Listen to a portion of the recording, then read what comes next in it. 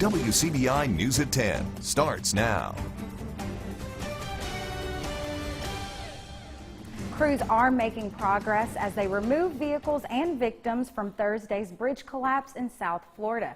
Good evening and thanks for joining us. I'm Victoria Bailey. At least 6 people were killed in Thursday's accident, and CBS News correspondent Wendy Gillette reports from New York on what the workers have accomplished. Crews removed a Jeep Cherokee early Saturday that was crushed when a pedestrian bridge at Florida International University collapsed Thursday. One man inside, identified as Rolando Fraga Hernandez, did not survive. Crews also removed a Chevy truck with 2 more victims, Oswald Gonzalez and Alberto Arias. We will continue to work until the last car and the last victim has been removed. It's an emotionally wrenching time for family and friends as they wait for confirmation that their loved ones were killed. Those working to free the bodies paused for a moment of silence as the victims were removed. They're being escorted to the medical examiner's office so that the victims can have some dignity as they are transferred from location to location. The National Transportation Safety Board is heading up the investigation. A bridge engineer left a voicemail Tuesday for a State Department of Transportation worker who didn't get the message until Friday that said cracks had been discovered on the bridge. Crews were working to strengthen an area of the bridge when it collapsed. NTSB members will study videos that captured what happened as they try to determine the cause. They're looking at all those, not only all the statements that are being given, but all those videos, which will be critical in the assessment of what the cause was. The NTSB will remain in South Florida for as long as a week as they investigate. Wendy Gillette, CBS News.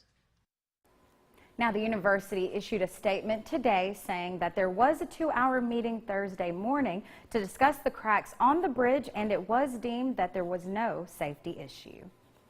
Well, it's time now for our first look at our weather with meteorologist Amanda Reynolds. Amanda? Quite a nice afternoon out there across much of the area, and now a pretty nice evening out there. Well, 60 degrees still here as we round out about 10:30, but again, relatively calm winds across northeast Mississippi. We'll continue to see more of those clouds build in, but we will see the temperatures be a little bit cooler than we were last night, where we were in the 60s. We'll be in the 50s tonight. That's because we have a stationary front settled right over our area. That will actually spark some scattered showers tomorrow morning and even some stronger storms as we go into tomorrow night and into the day on Monday as well. So Monday we could see the possibility of some redevelopment of those storms we'll see tomorrow night. Possibility for some strong winds and some large hail, as well as the possibility. More on that in just a few minutes. Thanks a lot, Amanda. Well, a local young entrepreneur is raising money to give back. 25-year-old Roderick Smith owns and operates Kids Choice. Now, Kids Choice is a kids event hosting and planning business. Today, Smith hosted a fun day with characters at Lee Mall in Columbus. Kids of all ages had the chance to take pictures with some well-known cartoon characters, and Smith says today was just a good way to end spring break.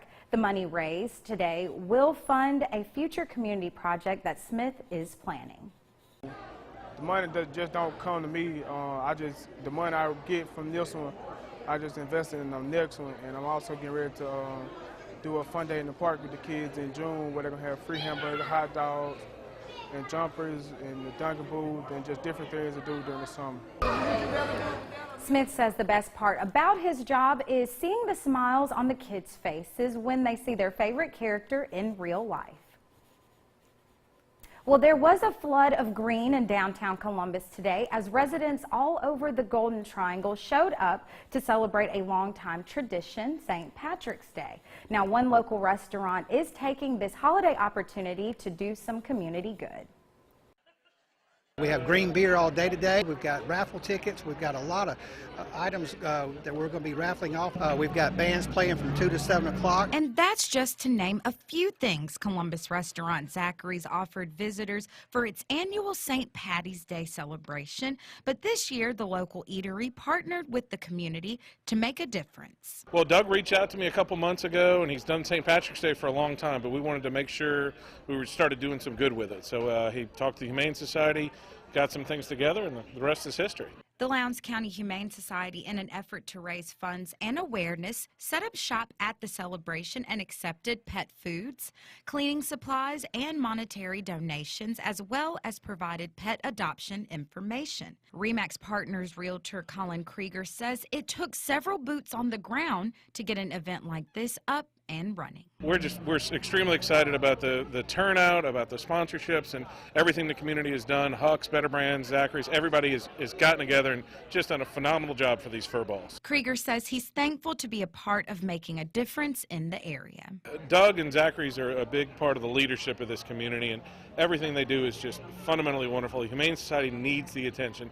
A lot of charities in town need the attention. It's great when you see the community come together and do something important. And Zachary's restaurant owner Doug Pelham says he will always give to the community that's given so much to him. Try to do different things each and every month to do fundraisers for the community, because we've been blessed with so much business here ourselves, but the Humane Society needs support from everybody. We just want to thank everyone for coming out, and we appreciate the support of Zachary's and Colin and Doug for putting this all together, and hope everyone will come out and see us. Now, if you're interested in adopting a pet from the Columbus Lowndes County Humane Society, visit WCBI.com to find out how. Well, more on what local groups are stepping up to do to serve the community after the break. You're watching WCBI News at 10 with Victoria Bailey. The state of Oklahoma has recently been struggling with wildfires, so one Mississippi group has decided to assist in battling the blaze. Shay O'Connor has the story. The Mississippi Forestry Commission says it's all about helping those in need. So when they found out colleagues in Oklahoma needed help fighting active wildfires, there was no question of whether they would assist. We're in agreement. We're in a compact agreement. So when Oklahoma calls for help, we help them. You know, that's our neighbor in agreement, and that's what we do. And God forbid Mississippi needs help, they would return the favor. Grant Crenshaw has been working with MFC for 6 years. He says the team usually steps in when water is not enough. And I always get water everywhere. I mean, if you riding down the road and look at a patch of woods, you wouldn't drive your car through there, and it's the same way with the fire truck. You can't always get it to where you want it, and hose will only stretch out so far, and that's where we step in with heavy equipment and push it down, get down to bare dirt, and stop the fire. The Mississippi Forestry Commission travels in trucks like this one to put out fires in Mississippi and in other states depending on the need. Those with MFC say they only want to serve their purpose in Oklahoma. This is what we love to do, so if it's 3 weeks, 4 weeks, we'll be there till they tell us to go home. Shay O'Connor, WJTV 12. The Congregation of Community-Wide Outreach Ministry says it wants to live up to its name. Today, the Columbus Church held its first ever Pennies for Plates event. Now, the event was sponsored by the church's youth ministries.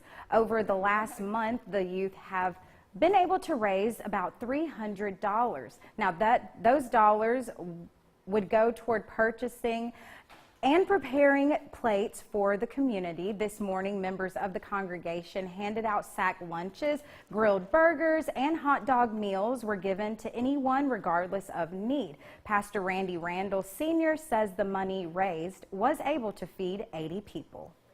Well, we feel like it's a need to reach out to the community because we are a community-wide outreach, and outreaching is what we do. I hope from this my youth learns how important it is to give back, how to show love, you know, in the community as God loved us. You know, I would really like more so for them to just take that out of this, you know, giving back. Pastor Randall says the turnout was so overwhelming that they ran out of sack lunches within the first 30 minutes. The community-wide outreach ministry plans to make this an annual event. Well, the Columbus alumni chapter of Kappa Alpha Psi fraternity welcomed the community out today to help save a life. The organization held its first blood drive, and the goal was to receive as many different blood types to assist the most people possible. Now, 2 of the fraternity members gave O positive blood, which the American Red Cross Association reports is the universal plasma donor blood type and helps with red blood cells for anyone. Douglas Walker says it's embedded in the organization to serve others. Always feel real good. I mean, we love doing things for the community, and we're always happy, you know, as Kappa Brothers to come out and do things and then save lives. You know, 4.5 million lives are saved from blood giving. 1 pint of blood can save 3 people's lives. So, you know, it's always a good thing, whether it's 1 or 100. You know, it's always good to do our part. This is the organization's first blood drive, and they hope to make it an annual one. Well, today definitely felt like spring, but officially we will start astronomical spring on Tuesday at 11:15. Before we get there, though, we'll have the chance for some severe weather. More on that right after the break. Your first alert forecast with meteorologist Amanda Reynolds. Well, it was a balmy afternoon. Most of us had highs in the upper 70s and low 80s. Officially, the high we made it to in Tupelo 79, not too far from the record of 83 that was set back in 2012, but many of us were quite warm and very close to setting records earlier this afternoon. This is the view over, on the campus of Ole Miss. You can see this was sent in by Bella. Plenty of sunshine, just a few clouds that started to build in later in the afternoon. We also got this sunset picture sent in by Steve Miner over in Florence, Alabama. Beautiful sunset over there. We had a pretty nice view of our own sunset here in Columbus as well as over in Vernon. Again, you see those clouds starting to stream in from the west. We'll see those clouds continue to build in as we see our next frontal systems move through. Right now, mostly cloudy out there. Current temperatures across most of our area hanging out, most of us in the 60s and a few back into the 50s, but we are seeing a little bit of variation in temperature because we do in fact have a frontal boundary stalled out across our area, so a wide variety of temperatures. But if we go actually over to the winds, you can see there's where that frontal boundary is. Southerly winds shown in the red and then the northerly winds shown in the blue. We're kind of right in between. We're not seeing very substantial winds, but that boundary is going to spark some more showers as we go forward through the day tomorrow, but it'll also keep us, at least our area, fairly cool overnight. We'll be in the low 50s and even some 40s up along the northern tier, close to Tennessee, but down to the south, we'll actually see temperatures down in the up in the 60s overnight, and then here in our area we'll be in the upper 60s through the day again. We will have the chance at some early morning showers, especially further to the south, right along that frontal boundary, but we'll stay mostly cloudy through the afternoon hours. But again, we do have a chance for some showers not only tomorrow morning, but also through tomorrow night and into Monday as well. That will bring the chance for some severe weather. The biggest threat going to be the strong winds and the large hail, so that's going to be what we're expecting. But with those localized downpours, we could see some flash flooding as well as an isolated tornado is possible not only tomorrow night but into Monday as well. So there's that front. That will kind of stall out over our area, bring some showers across the southern tier of our viewing area, but then we'll see more showers and storms spark as we go into the overnight hours of tomorrow night and into Monday morning. Now, once we get into the warm sector, that will usher in another chance for some stronger storms once again Monday afternoon. So we'll actually see a little bit more of redevelopment associated with that situation. So again, Storm Prediction Center outlining an area back to our west of the bigger severe threat for tomorrow, but then across Monday afternoon moves over into our area in North Mississippi, and that's when we're expecting to see more of those strong to severe storms. So again, 40% chance of showers and storms tomorrow, 60% for Monday, and then once we get rid of all the active weather, we'll actually have a pretty calm and cool start to spring. The Bulldogs are on to the next one, winning in record fashion. Highlights next in sports. Mostly cloudy through much of the day tomorrow. Could see a few showers early on through the day, but the big rain will come later in the afternoon and into the overnight hours. Awesome. Thanks a lot, Amanda. And thank you guys for joining us. We'll see you tomorrow night.